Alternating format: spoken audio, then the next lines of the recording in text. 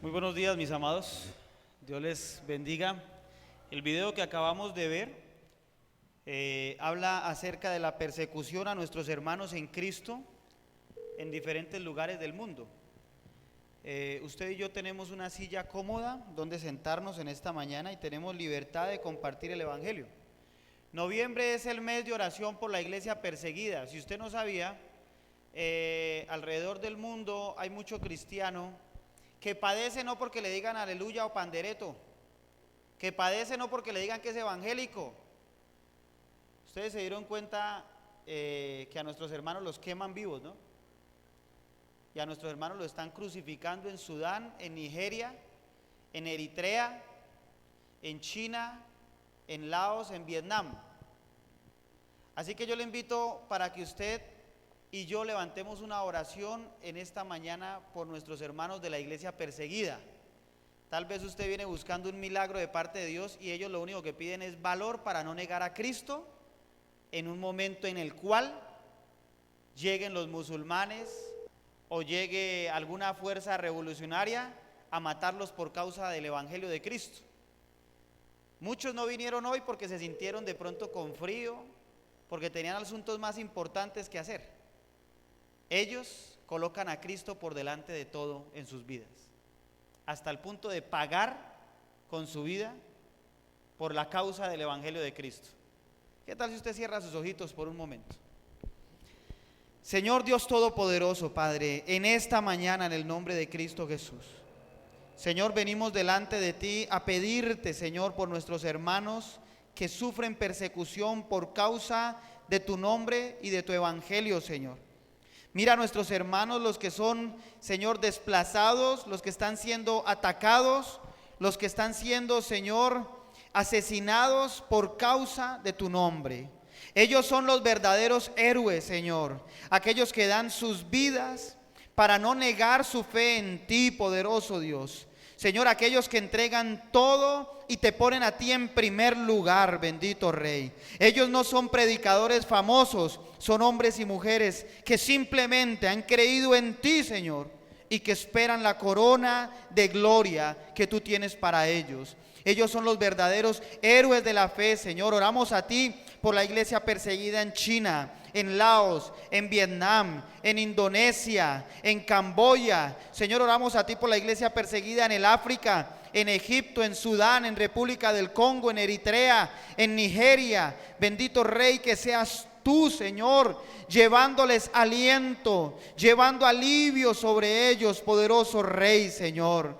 Ten misericordia de nuestros hermanos, Señor, y dales fortaleza para que en el momento de la prueba, en el momento difícil, ellos no te nieguen, Señor. Pero bendito Dios, ayúdanos, Señor, para que si algún día nosotros experimentamos persecución, no te neguemos jamás, bendito Señor Jesucristo. Te damos el honor y la gloria solo a ti, porque sabemos que tú, Señor, envías los ejércitos del cielo a favor de tus hijos, Señor, y que tú los guardas y los proteges, y que en medio del dolor tú llevas refrigerio a sus huesos, sanidad a sus llagas, a sus heridas, poderoso y santo Rey. Hoy te bendecimos y te alabamos y te damos gracias a ti, Señor, porque sabemos que tú te acuerdas de tus hijos y permites que ellos tengan paz en su corazón en medio de la adversidad y de la persecución. En Cristo Jesús te alabamos y te glorificamos, Señor. Amén y amén.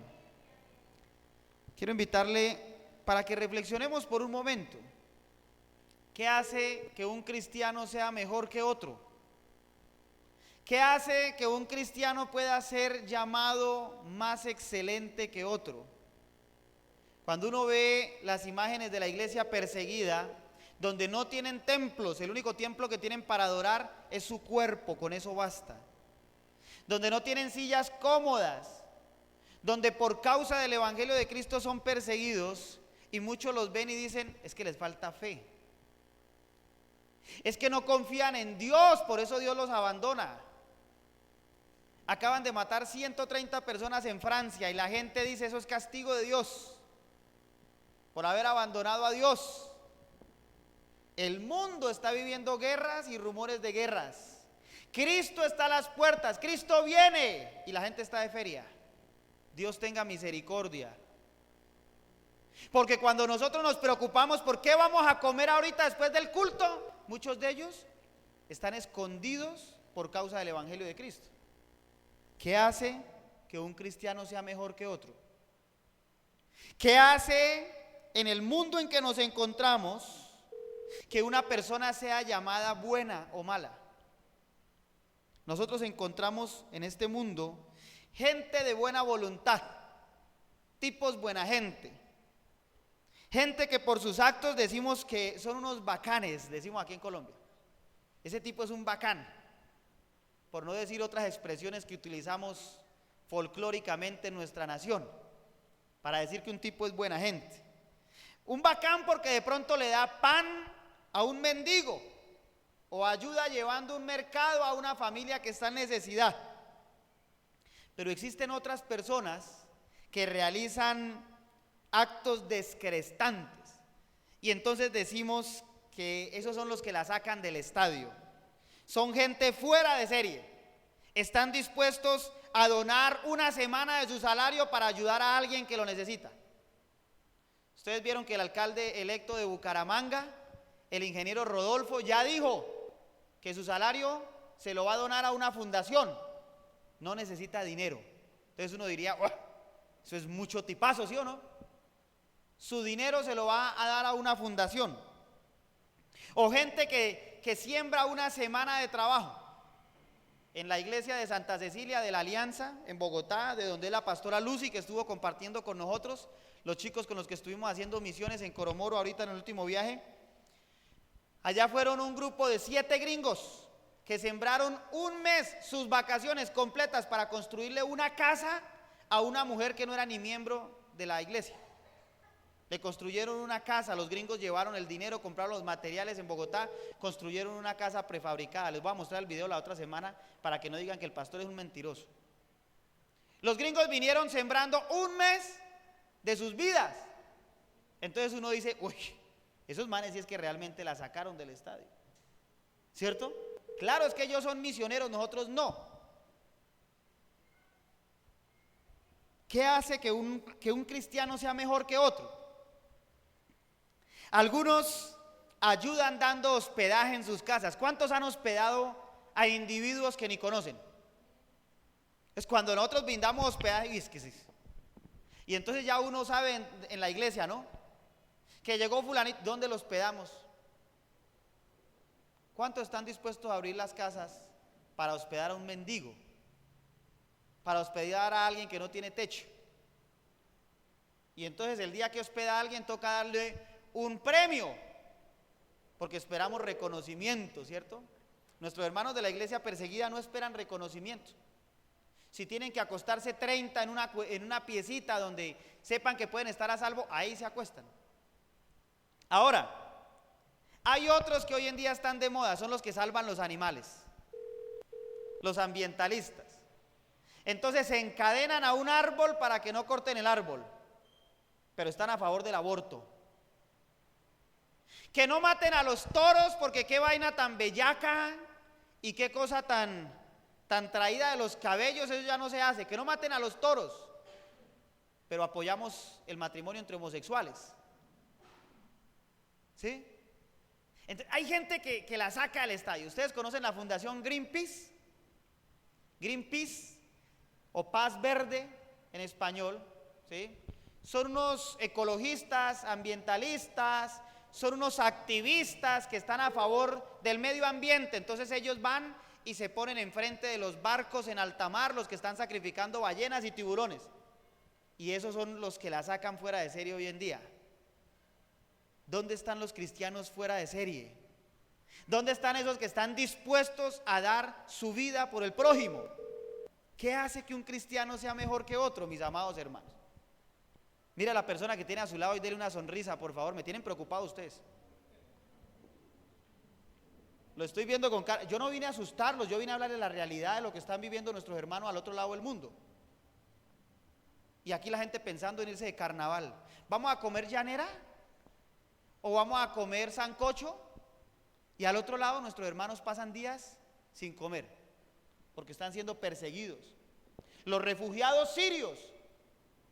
Siria vive una guerra peor que la que Colombia lleva en 50 años, cerca de 200.000 muertos. Siria en 3 años de guerra lleva más de 300.000 muertos, mis amados hermanos.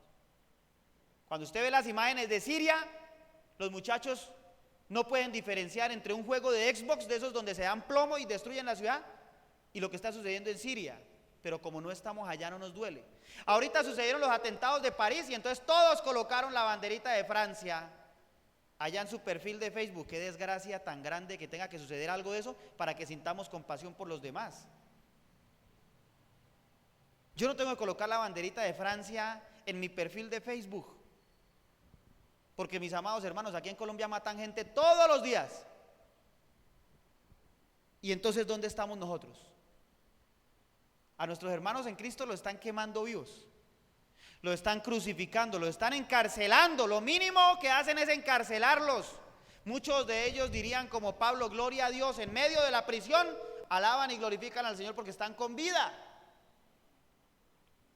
La carta que nos llega de nuestros hermanos en Siria, si usted no sabía, la Alianza tiene 17 iglesias en Siria. Muchos de los apóstoles que hoy en día uno ve, y grandes apóstoles, muchos echan fuego por la boca, nunca han ido a plantar una iglesia en medio de los países no alcanzados, de la ventana 1040. Y entonces son apóstoles. Y uno dice: ¿y dónde está el profeta que no es capaz de ir a hablar allá? ¿Cierto? Y nuestros hermanos sufren persecución y sufren por causa del nombre de Cristo, y a veces los tenemos en menos que nosotros. ¿Qué hace que un cristiano sea extraordinario? ¿Qué hace que la Biblia diga de un creyente que fue alguien extraordinario, extravagante? Salomón presentó una ofrenda extravagante delante de Dios. Sacrificó 1000 bueyes. Eso suma a plata de hoy en día cerca de 2.000 millones de pesos en una noche. Y hay gente que trae ofrendas de 2.000 pesos. Y no estoy en contra de la ofrenda, escúcheme bien. Y no voy a desmeritar a nadie porque yo no soy Ana Méndez para decir que los billetes hablan. Pero muchas veces nosotros no nos esforzamos ni siquiera por llegar temprano al culto. Hoy vamos a ver qué hace que un cristiano sea diferente de otro.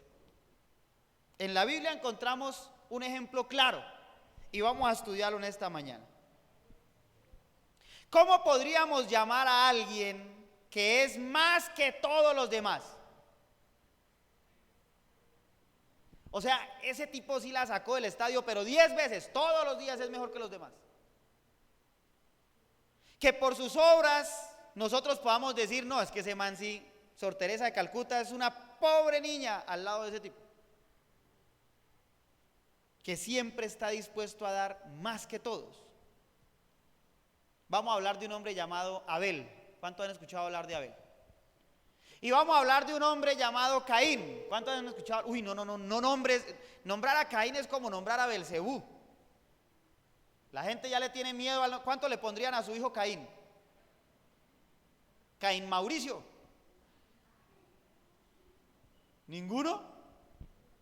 ¿Pero por qué? Es como si alguno le quisiera poner a su hija Luzbel. Satanizamos los nombres, ¿no? Satanizamos un nombre. Luzbel quiere decir ángel de luz. Lo que pasa es que después se convirtió en Belcebú, el príncipe de las tinieblas. Caín no era tan malo, pero vamos a ver qué le pasó a Caín, que se torció. Vamos a hablar de Caín y Abel. Hay un texto base, Hebreos capítulo 11, versículo 4, por favor.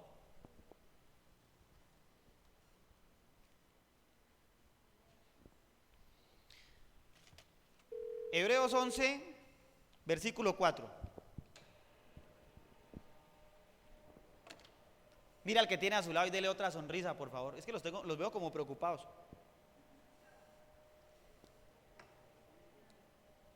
Por la fe, dice la palabra de Dios. ¿Por qué? Por la fe Abel ofreció a Dios más excelente sacrificio que Caín, por lo cual alcanzó testimonio de que era ¿qué? Ricachón, de que era justo, dice la palabra de Dios.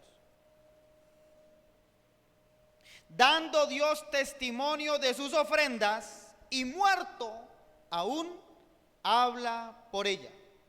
Hebreos 11:4. Estamos estudiando acerca de hombres de fe, y la Biblia en el libro de Hebreos habla de Abel, y habla que la fe de Abel se manifestó en que Abel fue capaz de dar un más excelente sacrificio a Dios que su hermano Caín.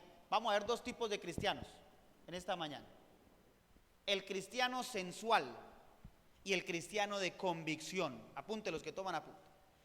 El cristiano sensual representado por Caín, y vamos a estudiar acerca de Caín. Y el cristiano que vive bajo convicción, en tipología de Abel. ¿Usted sabía que son pocos los versículos que hablan acerca de Abel? Hablan más de Caín que de Abel. Pero este es uno que nos dice de cómo era el corazón de Abel. Dice que por la fe Abel fue capaz de ofrecer un sacrificio más excelente que su hermano Caín. Caín llegó con sacrificio delante de Dios, pero fue mejor el sacrificio de Abel. Vamos a estudiarlo entonces en esta mañana. ¿Qué lleva a una persona a dar un sacrificio más excelente que otra? Yo aquí no voy a comparar los sacrificios, porque el Señor nos da ejemplo en la viuda. ¿Se acuerdan ustedes cuando la viuda y los fariseos estaban llevando la ofrenda al alfolí? Que el Señor Jesucristo le dijo a sus discípulos: mire, esa viuda pobre dio más que los fariseos. En la época de Jesús, en las sinagogas, el alfolí era un cajón alto. Y la idea del cajón alto era que cuando alguien echara las monedas, se escuchara la cantidad de monedas que echó. Entonces llegaban los fariseos, que no eran más que gente que conocía la ley, pero no conocían a Dios, y sacaban esas bolsadas de monedas y la echaban y ¡pring! ¡Ah! ¡Qué cantidad de plata que dio el fariseo! Y llega una mujer y saca 2 billetes de 1000, 2 moneditas, 2 blancas, y las deposita. Y Jesús dice: ¿sabe qué? Esa viuda, esa mujer dio más que todo este otro poco de gente. ¿Por qué? Porque lo hizo con una actitud distinta y dio todo lo que tenía. Lo que tenía esa mujer eran 2 blancas, mi amado hermano. Los fariseos daban de lo que les sobraba. Caín, tipología del cristiano sensual. Abel, tipología del cristiano de convicciones. Caín dio de lo que le sobró, Abel dio de lo mejor. Eso hace que un sacrificio sea más excelente que otro delante de la presencia de Dios. Vamos a estudiarlo. ¿Qué hace que un cristiano sea mejor que otro? ¿Qué hace que Dios diga de unos sí y de otros no? ¿Su profesión? Recordemos a Rahab la prostituta. ¡Qué belleza de profesión! Algunos dirían: uy, no nos vamos a meter con Rahab. Pues el nombre de Rahab está escrito en la Biblia como una mujer de fe. Y muchos sinvergüenzas que no quedaron escritos en la Biblia. Rahab dio testimonio de su fe en Dios, y el Señor no miró la profesión de Rahab. Pero ahí está escrito. Si la Biblia pone un nombre, es por algo, mi amado hermano. Cuando usted lee Hebreos 11, se va a dar cuenta de los grandes hombres de fe que están escritos en la palabra, y otros que ni sonaron. Es más, la Biblia habla de un pobre mendigo llamado Lázaro y de un rico. Ni siquiera dice el nombre del rico. Y no es que ese rico sea malo, escúcheme bien. Dígale a la persona que tiene a su lado: no hable mal de los ricos, porque para allá vamos. ¿Yo? Amén. ¿Cuántos lo creen? Uy, se acabó el amén. Usted dice amén grande o amén chiquito. Amén chiquito, amencito. Y amén grande, amenzote. Amén. Mis amados hermanos, cuando uno se da cuenta en la palabra de Dios que el Señor nombra a un mendigo y no nombra al rico, uno tiene que reflexionar. Un mendigo que estaba parado a las puertas de Jerusalén llamado Lázaro, y murió el mendigo y fue al seno de Abraham. Y se murió un rico que lo único que tenía en este mundo era riquezas, plata. Eso habla, como dijo el Señor Jesucristo: te digo, mujer, que un día tú serás recordada en todo lugar, a una mujer por su fe. ¿Y qué habla del resto de gente que pasó? De los fariseos no nombra sino a Nicodemo, que se convirtió al Señor. Habla el nombre de Nicodemo el fariseo porque ese nació de nuevo. ¿Y el resto de fariseos qué? Vamos a revisar el caso de Caín y Abel. Hermanos, hijos de Adán y Eva, quienes pudieron agradar a Dios por igual, de la misma manera. Tenían las mismas condiciones de vida, pero hubo algo en el corazón de Abel que lo hizo dar un sacrificio mejor a Dios que su hermano Caín. Y hubo algo en la vida de Caín que lo define como un mal creyente. Cuando hablamos de cristianos sensuales, hablamos de gente que tal vez no sea ni convertida, mi amado hermano.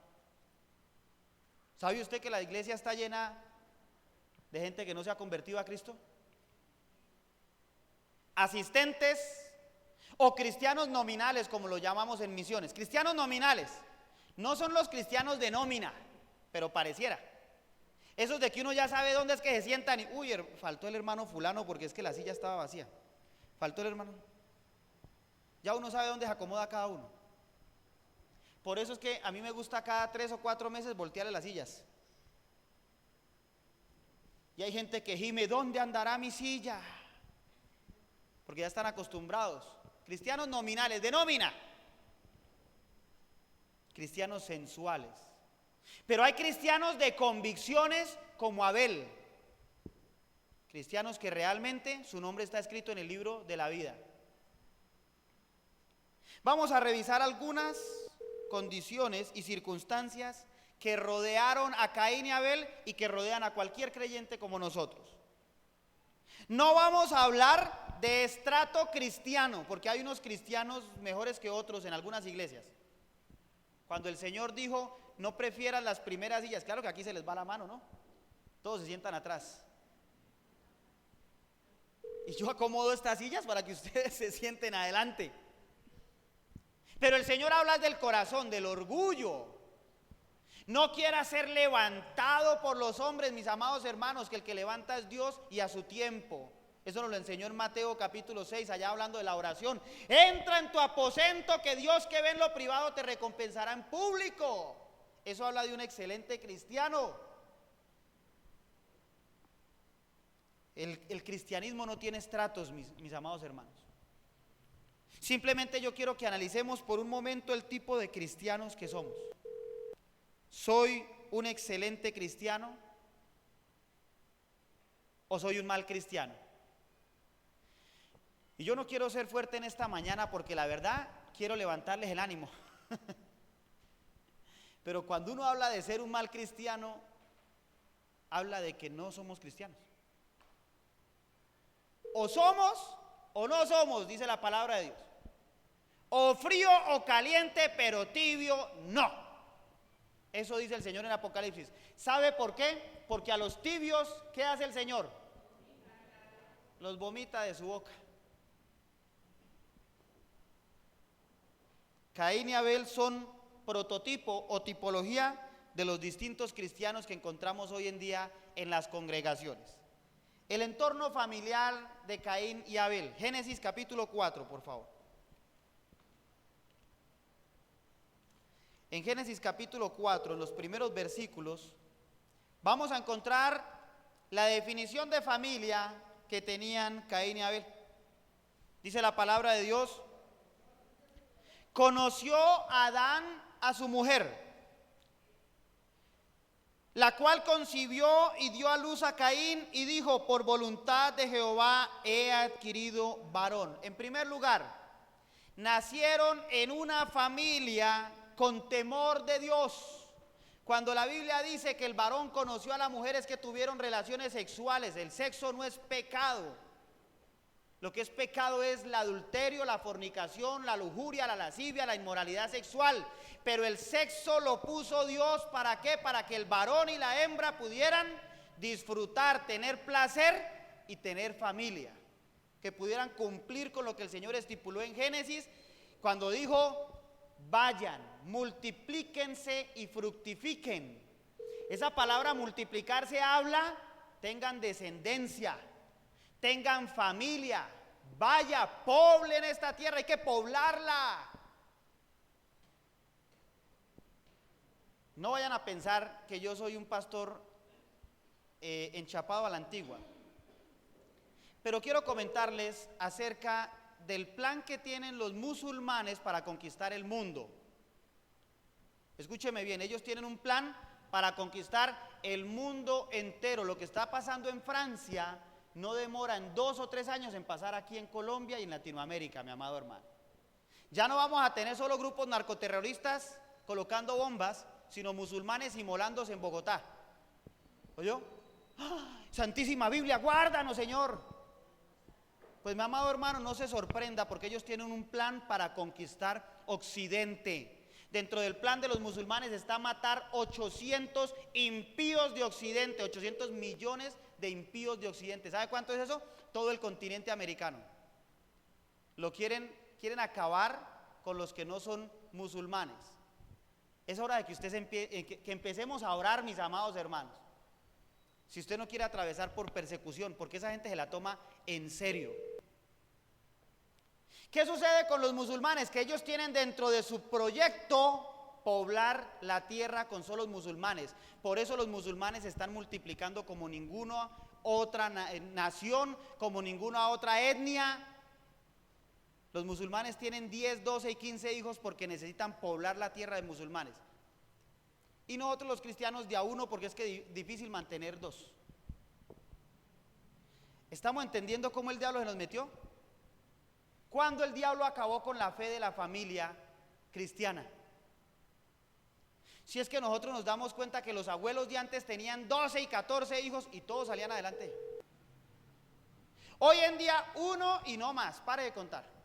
Es que la educación, claro, es que como el colegio ahora no vale, no le podemos meter a la escuela pública porque toca pagarle el privado que vale 300.000 por la mensualidad, para que el niño salga bien preparado. Si usted no le pone cuidado a su hijo, mi amado hermano, esa criatura lo puede mandar al mejor colegio y no va a aprender nada. Adán y Eva cumplieron con el mandato de Dios. Vayan y multiplíquense. Caín y Abel nacieron en una familia con temor de Dios. Unos padres que literalmente vieron a Dios. Lo conocieron. Es que no estamos hablando de creer en Dios por fe. Adán y Eva estuvieron en el paraíso con Jehová. Lo vieron pasearse por el jardín. Entonces, ¿cómo no hablarle a sus hijos de Dios? Nosotros creemos por fe, pero por la fe yo puedo decir que Dios hizo un milagro en mi familia con uno de mis hijos menores, con uno de mis hijos, el pequeño. Y yo puedo dar testimonio de que Dios es real porque me lo levantó cuando los médicos decían que iba a quedar ciego, que iba a quedar sordo, que iba a quedar con retardo mental. Ahí está Daniel tocando la batería. Entonces yo puedo decir que Dios es real en mi vida. ¿Usted puede decir que Dios es real en su familia? Yo puedo decir que Dios es real en mi hogar, en mi casa, porque he visto milagros económicos, financieros, hemos visto la provisión de Dios cuando no había nada. Dios es real en mi caso, no sé en el suyo. Dios le habló a Adán y a Eva, y Adán y Eva dieron testimonio de que habían visto a Dios con sus hijos. Y entonces de esa manera les infundieron temor de Dios. El Señor le había ordenado a Adán y Eva multiplicarse de una forma natural, no como lo quieren hacer los homosexuales con hijos de otros.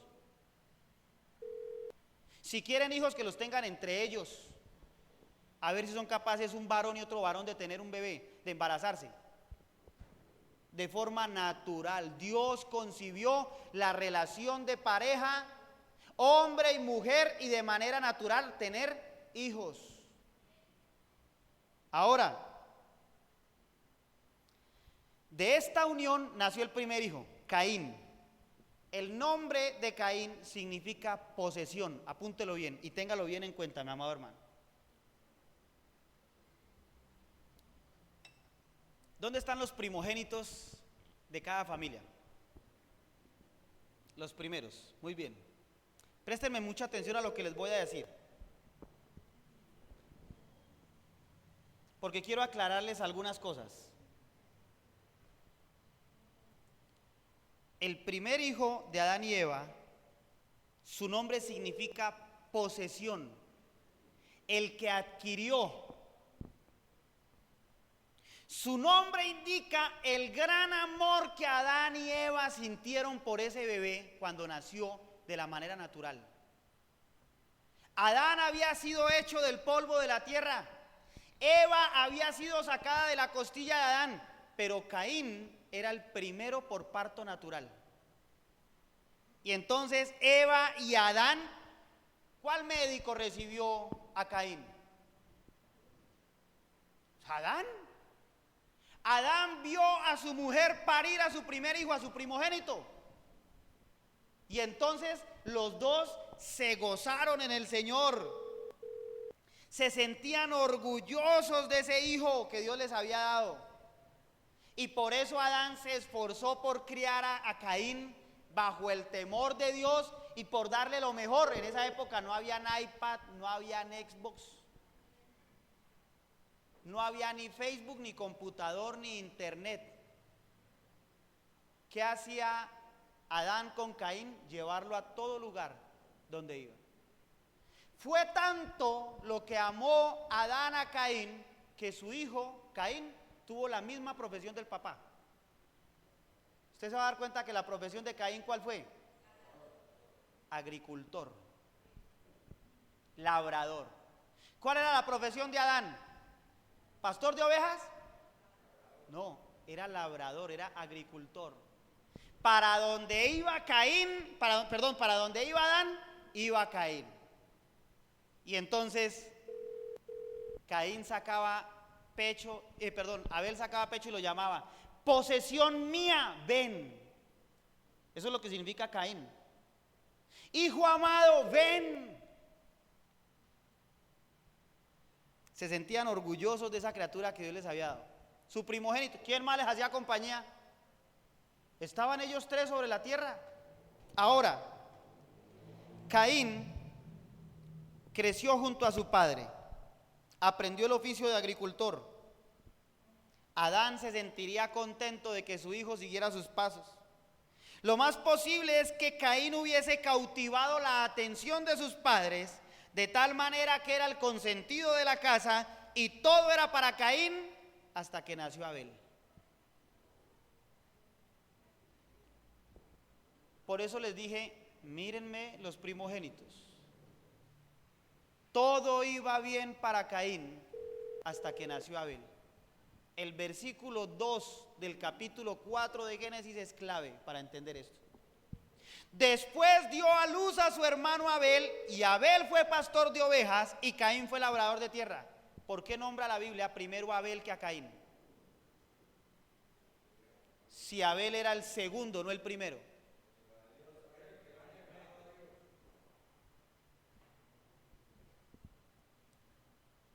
Hay muchas teorías. Yo he escuchado alguno que una vez dijo que Abel agradó más a Jehová porque era pastor de ovejas. Mentiras. No es la profesión, mis amados hermanos. Dios lo ama a usted siendo agricultor, siendo mecánico, siendo panadero, siendo administrador, siendo economista, siendo abogado. Dios los ama a todos nosotros por igual. No se trata de profesión, porque Dios no mira la profesión. Eso es un error, como lo que veíamos ahorita en el video. La gente vive endiosando a líderes religiosos y delante de Dios todos somos iguales. Entonces no se trataba de la profesión. Eso es un error pensar que porque era pastor de ovejas. Es más, Abel se saltó el orden. Cuando usted lee Génesis, el Señor le dijo a Adán: vaya, cultive la tierra y disfrute de lo que la tierra va a dar. Y este se nos torció, salió pastor. Salió pastor de ovejas, no salió agricultor como tenía que haber salido. Entonces algunos se me levantará y dirán: ah, pero es que con tanto ganado que había en esa época, ¿quién le enseñó a pastorear ovejas a Abel? Todo era color de rosa para Caín, hasta que nace Abel, el segundo en casa. Entonces nos vamos a dar cuenta, mis amados hermanos, en tercer lugar, que el primogénito eligió la agricultura y Abel creció y eligió ser pastor de ovejas. Ambos tuvieron la misma oportunidad de desenvolverse profesionalmente, laboralmente. Uno escogió ser igual al papá, como uno de papá quiere que si uno es pastor, sus hijos sean pastores, que si uno es abogado, que sus hijos sean abogados. Pero resulta que uno escogió la misma profesión, el otro no. Dios nos da libre albedrío, mis amados hermanos. Desde la primer familia, Dios les dio libertad para que escogieran a qué dedicarse, en qué trabajar. Lo único que Dios quería mostrarnos es que Dios desea que todos nosotros nos ocupemos trabajando y ganando el sustento para nuestros hogares. Dios nos ha dado talentos para cada uno de nosotros, para que nos desempeñemos laboralmente. No hay excusas para no trabajar. Hay gente que la lleva suave, hay gente que le está sacando el cuerpo al trabajo, mis amados hermanos. Y el cristiano tiene que esforzarse por trabajar, por proveer para su casa, por llevar el sustento. Nosotros no podemos caer en esas mentiras que el diablo dijo por medio del negrito del batey. ¿Se acuerdan del negrito del batey? Que el trabajo para él es una tortura, que Dios puso el trabajo como castigo. Mentiras. Dios puso el trabajo por bendición, para bendición. Entonces no hay excusas para no trabajar. ¿Tuvieron las mismas oportunidades? Las tuvieron. Usted y yo tenemos las mismas oportunidades. Dios nos ha dado talentos distintos. El problema es que hay muchos que no han sabido aprovechar las oportunidades que les ha llegado, ni se han esforzado por descubrir los talentos que tienen. Ahora, en cuarto lugar, vamos a ver el versículo 3.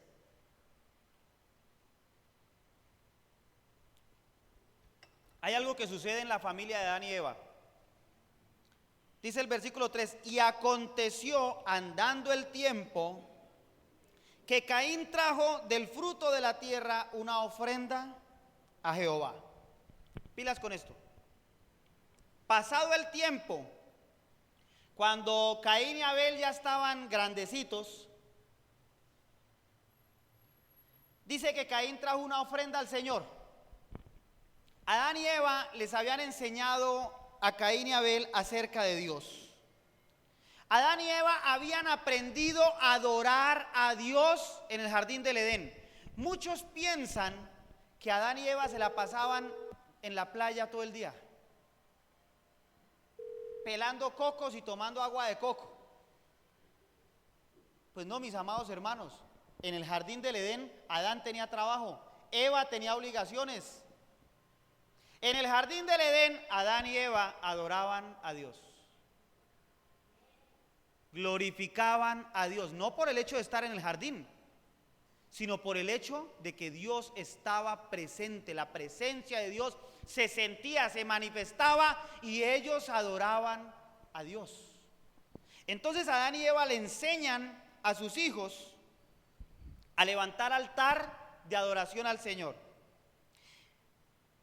Les enseñaron que Dios es digno de suprema adoración, y un día ellos dos decidieron voluntariamente ofrecerle un sacrificio a Dios. En el versículo 3 encontramos que la ofrenda de Caín fue una ofrenda que no agradó a Dios. Dice que la ofrenda que Caín trajo fue del fruto de la tierra, trajo una ofrenda a Jehová. Caín había descuidado su adoración a Dios, mis amados hermanos, la intimidad con Dios.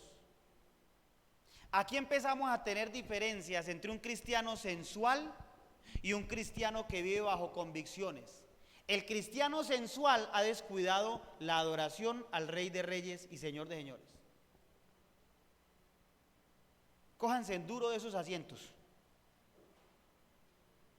Porque la ofrenda de Caín habla de que fue una ofrenda descuidada, irrespetuosa, inapropiada para Dios. Si a Dios no le agradó la ofrenda de Caín, ¿qué otro nombre podemos colocarle? ¿De qué otra manera podemos decir eso? A Dios le enfadó la ofrenda de Caín. ¿Por qué? Caín no se esforzó en llevar al Señor las primicias de los frutos. Hay una regla de adoración para el Señor, y es entregarle lo primero y lo mejor a Dios. Sobre esto yo les hablé a comienzos de este año.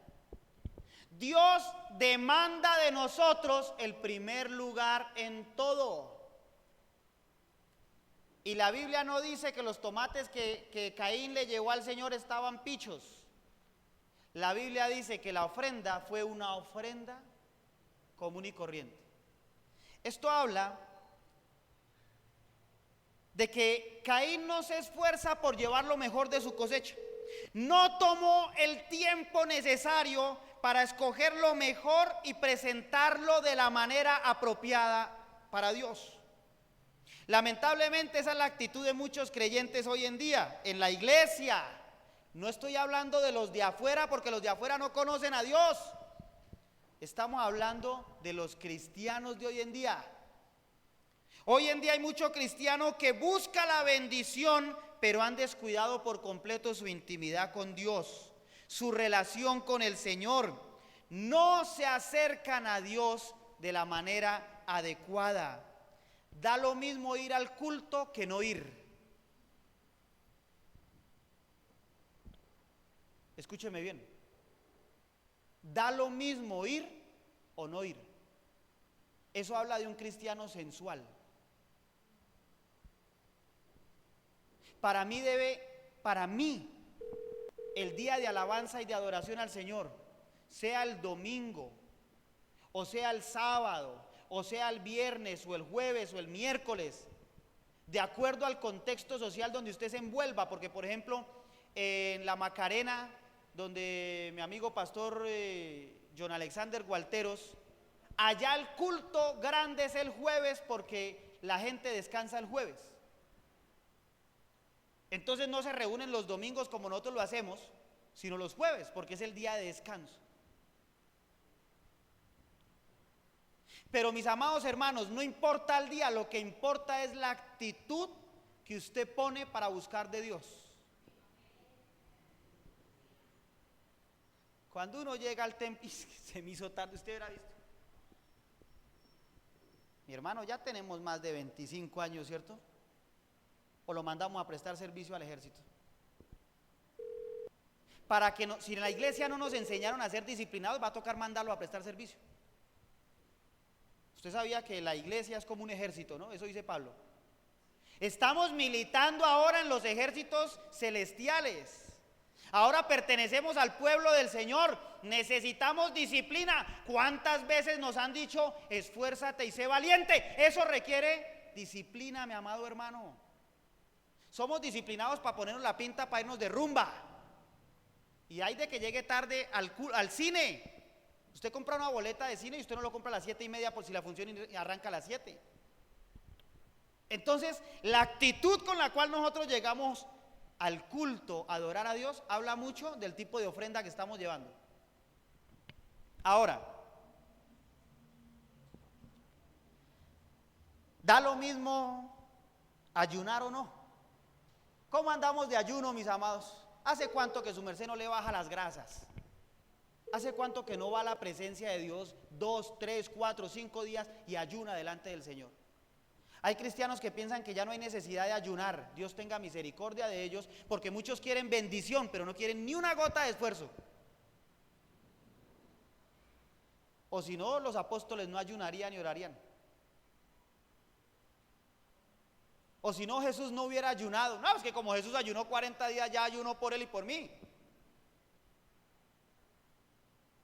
¿Hace cuánto que no nos esforzamos por buscar la presencia de Dios? El problema es que hoy en día pensamos que la presencia de Dios es que el pastor venga y me ponga la mano y me dé una palabra profética. Error. Eso no se llama la presencia de Dios. La presencia de Dios se encuentra en oración y estudiando la palabra. ¿Qué tal si yo les pido su cuaderno de devocionales? ¿Cómo andamos de devocional? A ver. ¿Lleva usted un cuaderno en el cual usted apunta lo que Dios le habla a diario?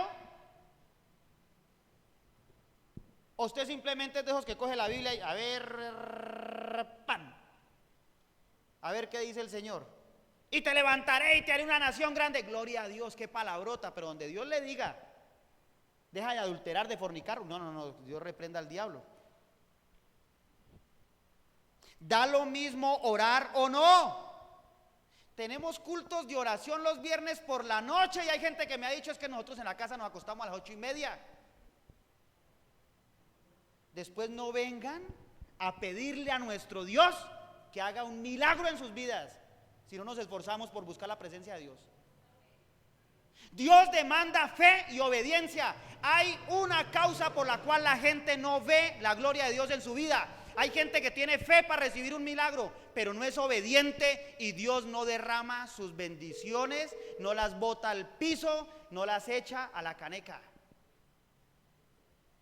Yo le contaba en estos días a mi esposa de un hombre que durante 12 años clamándole a Dios para que lo sanara de una cojera. Y en un culto de sanidad y milagros el Señor les tiró el pie. A los 2 días estaba en una discoteca bailando.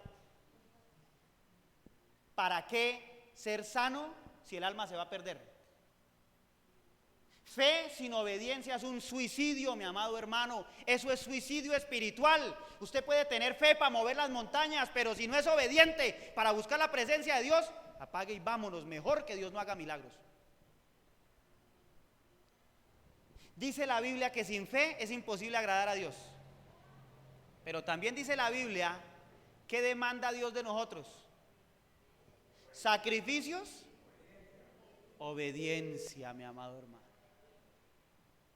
Obediencia. Fe más obediencia trae bendición, salvación, sanidad y vida eterna.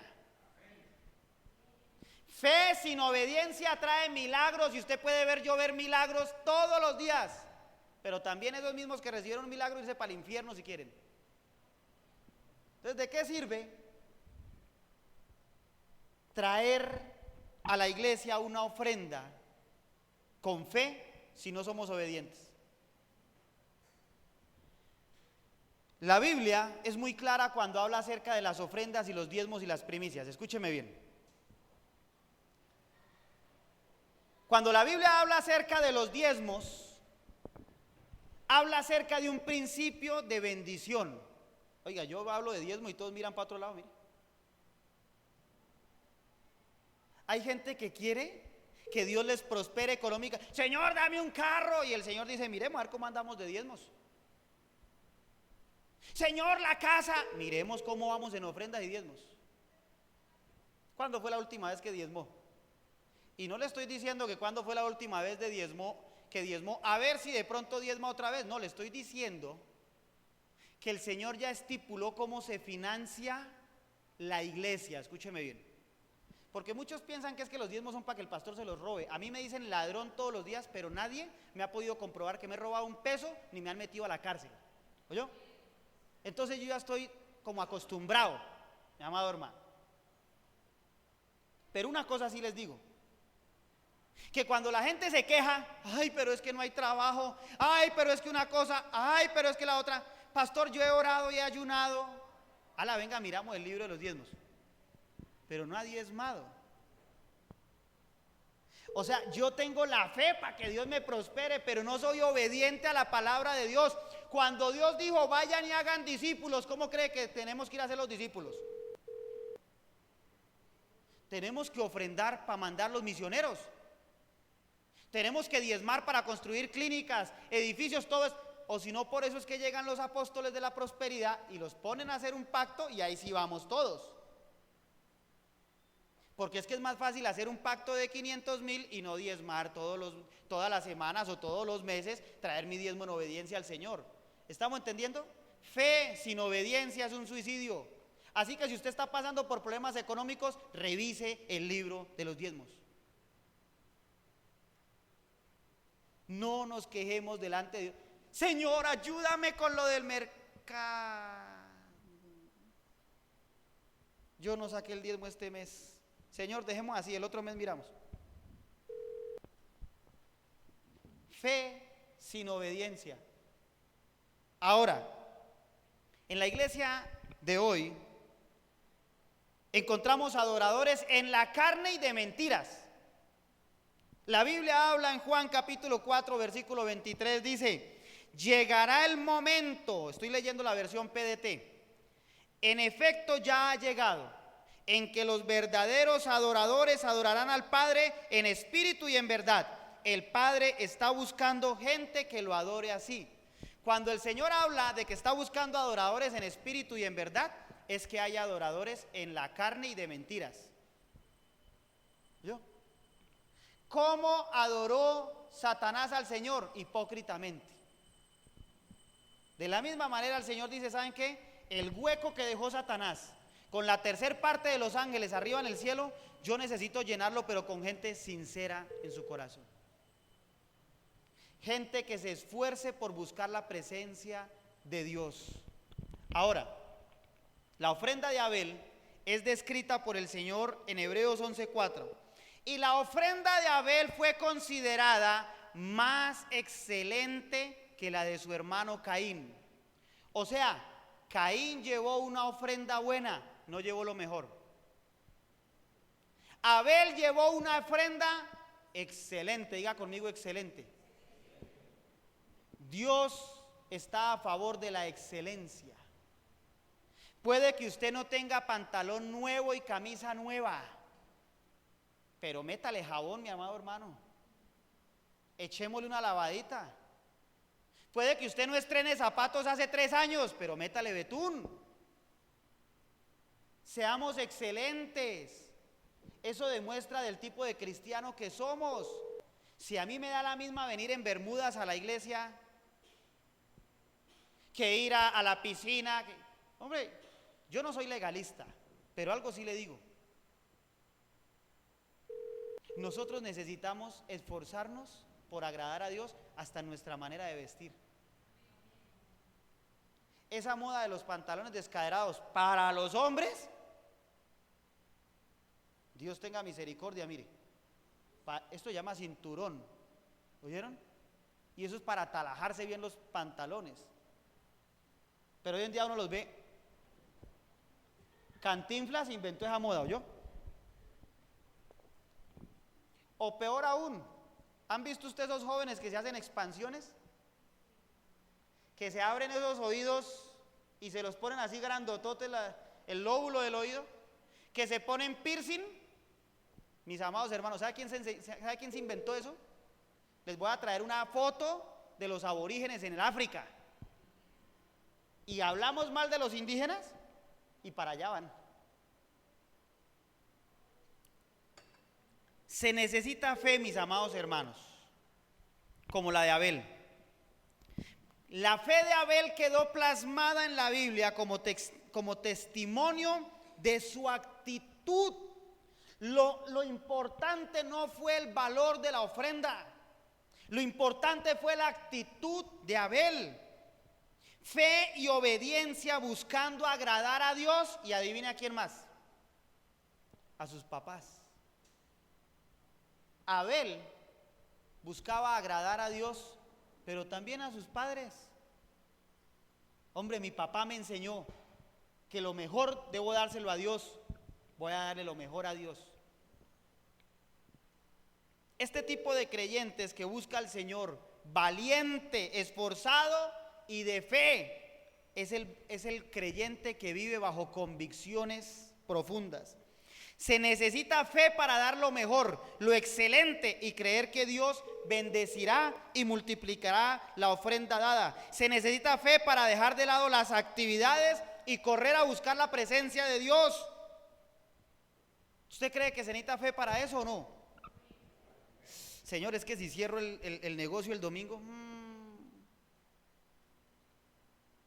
¿sabe qué, hermano? No lo cierre, vaya a trabajar. Porque su fe su actitud está negando la fe que puso. Dios me provee, pero es que yo no soy capaz. Hay gente que trabaja de lunes a lunes. Eso es antibíblico, ¿y sabe usted? La Biblia dice, descansen un día, mis amados. No pretendan ser más que Dios. Si a usted no le alcanza de lunes a sábado, de martes a domingo, de miércoles, si usted no tiene un día para descansar, todo lo que ahorre algún día, el médico se va a disfrutar recibiéndolo a usted allá en su consultorio. Porque necesitamos descansar, necesitamos darle gracias a Dios. Ahora, la fe de Abel no fue solo un domingo, fue un esfuerzo por presentarse de la mejor manera delante de Dios. Y es que qué esfuerzo llegar a las 10:30 de la madrugada a la iglesia. Oh, santísimo.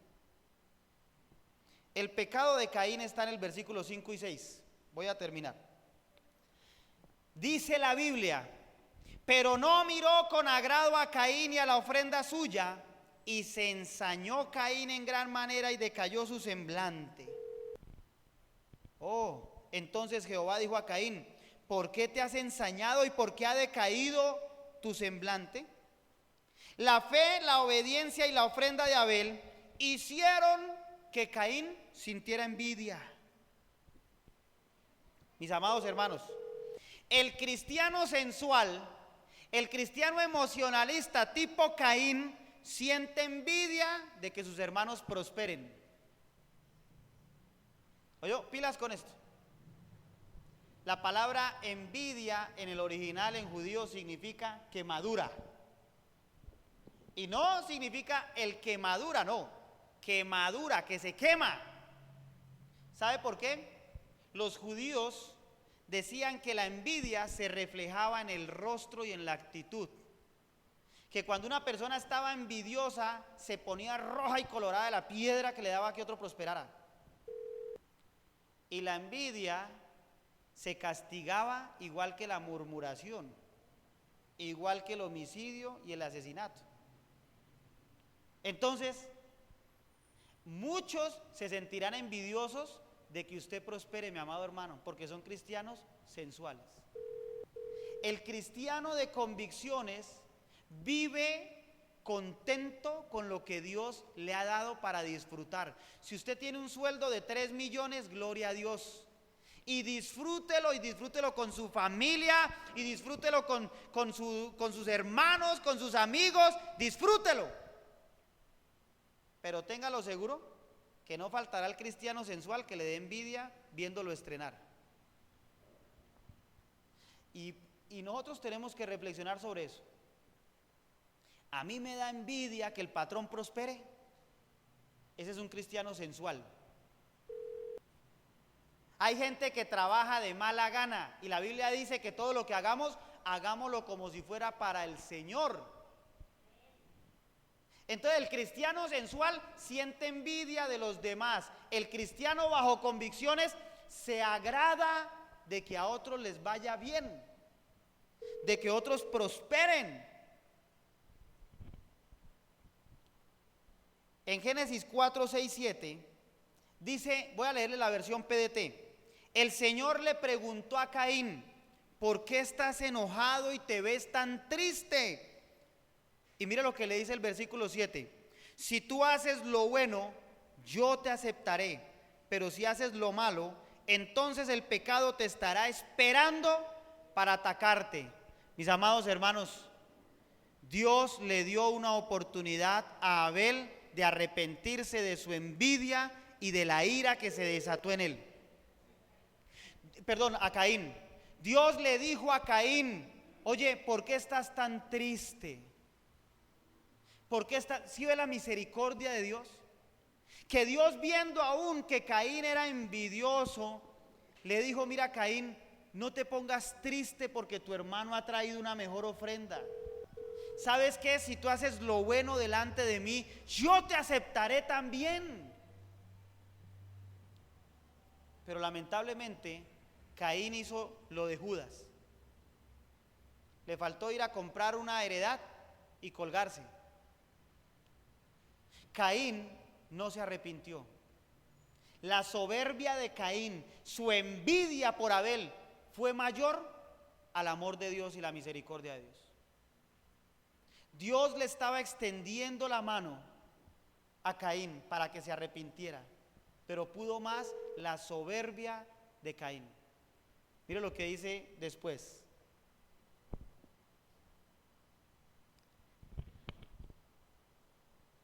Y dijo Caín a su hermano Abel, salgamos al campo, y aconteció que estando ellos en el campo, Caín se levantó contra su hermano Abel y lo mató. Y Jehová dijo a Caín, ¿dónde está Abel tu hermano? Y él respondió, yo no sé. ¿Acaso yo soy guarda de mi hermano? ¿Ven la soberbia de Caín?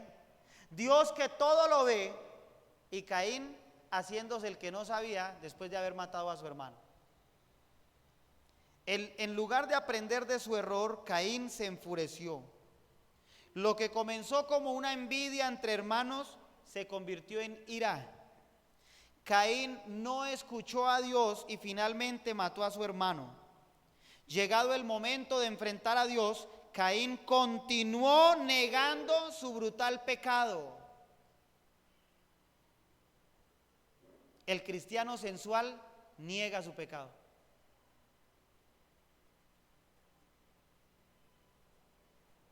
Sentía mayor preocupación por lo que consideraba un castigo injusto de parte de Dios que por la muerte de su hermano. O sea, cuando Caín se estaba justificando delante de Dios, lo que significaba era que él sentía que Dios estaba siendo injusto con él. Pero ¿por qué a mi hermano sí y a mí no? Caín fue condenado a vagar por todo el mundo con una marca que lo iba a mantener vivo con su desdicha por largo tiempo. Mis amados, ¿qué tipo de cristianos somos nosotros? Yo le invito para que oremos en esta mañana y meditemos por un momento qué tipo de cristianos somos.